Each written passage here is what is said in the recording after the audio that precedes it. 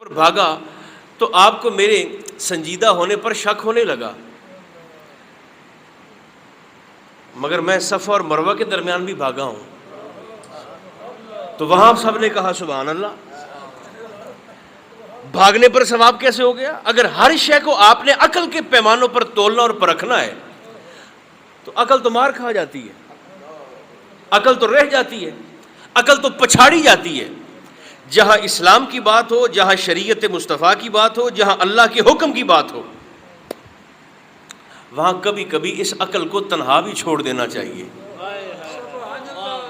کبھی کبھی عقل کے گھوڑوں کو لگام بھی ڈال کے رکھنی چاہیے کہ کچھ چیزوں کا تعلق خالصتاً اللہ اور اس کے رسول کی رضا کے ساتھ ہوتا ہے۔ ایک بات میں عرض کرتا ہوں، دیکھیے، پہلی گزارش تو یہ ہے کہ یہ فنا اور بقا کا سلسلہ اب تو ہمارے صوفیاء بھی اس بات کا اپنی اپنی مقدس زندگیوں سے اظہار کرتے ہیں۔ حضرت صابر کلیری کا نام آپ نے سنا ہوگا، یہ حضور بابا جی فرید الدین مسعود گنج شکر کے سگے بھانجے ہیں، بابا فرید کے سگے بھانجے۔ کلیر شریف دلی کے قریب ایک جگہ ہے کلیر شریف، وہاں آپ کا آستانہ تھا۔ فنا کیا ہے، بقا کیا ہے؟ جناب صابر کا انتقال ہونے لگا تو آپ نے وصیت فرمائی، فرمایا میرے جسم کو غسل کے بعد، تجہیز و تکفین کے بعد میرے جسم کو جنازگاہ میں رکھ دینا، اور خبردار کوئی مصلی امامت پر نہ آئے۔ تو حضور جنازہ کون پڑھائے گا؟ فرمایا ایک گھڑ سوار کہیں سے آئے گا، وہ میرا جنازہ پڑھا کے چلا جائے گا۔ بس جیسے ہی وہ جنازہ پڑھائیں مجھے اٹھا کر دفن کر دینا۔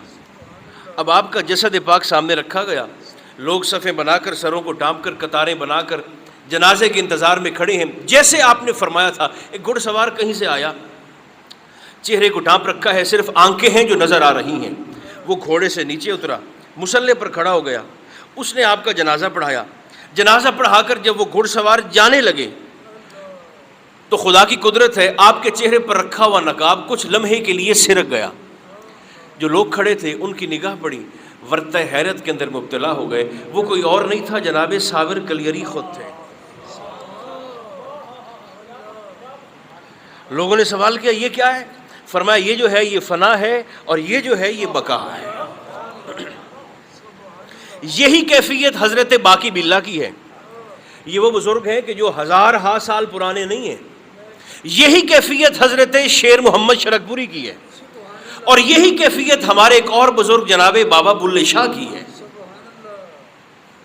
اگر موت فنا کا نام ہوتا تو جیسا کہ میں نے عرض کیا، میرے اور آپ کے نبی کبھی بھی ہمیں مرنے والے کے حقوق کی ادائیگی پر پابند نہ کرتے۔ مسئلہ یہ ہے، لوگ یہ سمجھ بیٹھے کہ شاید زندہ شخص کی نیکی کا فائدہ مرنے والے کو نہیں ہوتا۔ یہ ایصال ثواب اصل میں ہے کیا، یہ سمجھنا بڑا ضروری ہے۔ لوگ ہم سے سوال پوچھتے ہیں، صاحب یہ ایصال ثواب کیا شے ہے، یہ تیجا کیا ہے، یہ کلخانی کیا ہے، یہ 10واں، یہ 40واں، یہ 21واں، یہ 12ویں، یہ 11ویں، یہ سالانہ، یہ کیا ہے؟ تو بھائی گزارش یہ ہے، جیسے پانی اگر آسمان سے برسے تو کیا کہتے ہیں؟ بارش۔ کیا کہتے ہیں؟ بارش۔ یہی پانی اگر نالے میں آ جائے تو اسے کھال کہتے ہیں، یہی پانی کنویں میں آ جائے تو اسے کنواں کہتے ہیں، یہی پانی اگر دریا میں آ جائے تو دریا کہلاتا ہے، سمندر میں چلا جائے تو سمندر کہلاتا ہے۔ حقیقتاً پانی ہے۔ حقیقت میں کیا ہے؟ حقیقت میں پانی ہے۔ کیفیت بدلتی ہے مگر حقیقت نہیں بدلتی۔ نام بدلتا ہے مگر حقیقت، بادل سے برسے گا تو بھی پانی ہے، کنویں میں ہوگا تو بھی پانی ہے، ٹیوب ویل سے نکلے گا تو بھی پانی ہے، دریا میں ہوگا تو بھی پانی ہے، سمندر میں ہوگا تو بھی پانی ہے۔ تو یہ تیجا کیا ہے؟ یہ بھی ایصال ثواب ہے، دعا کی صورت ہے۔ ایصال ثواب کیا ہے؟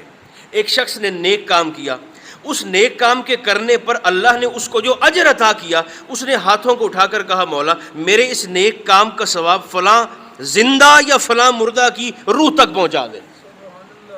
ایصال ثواب آپ زندوں کو بھی کر سکتے ہیں، غور ہے یا نہیں ہے؟ ایصال ثواب صرف میتوں کے ساتھ خاص نہیں ہے، آپ زندہ لوگوں کو بھی۔ زندہ کے نام کا بھی عمرہ ہوتا ہے کہ نہیں ہوتا؟ تھوڑی سی کوشش فرمائیے ہاں یا نہ کرنے کی.